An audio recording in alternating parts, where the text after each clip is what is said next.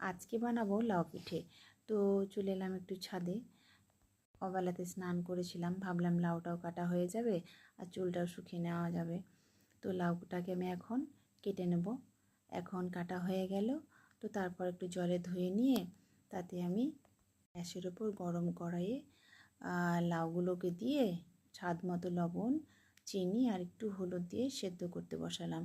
কোনো জল দিইনি, ও থেকে জল যা বেরিয়েছিল তারপরে আমি চালের গুঁড়ি দিয়ে সেটাকে মেখে নিলাম। তারপর মৌরি আদা বাটা দিয়ে সবকে চটকিয়ে মেখে নেব।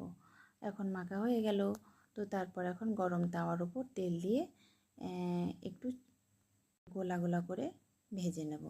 এভাবে এক এক করে সবগুলো ভাজা হয়ে গেল। এটা পরিবেশন করব ঝোলা গুড় দিয়ে।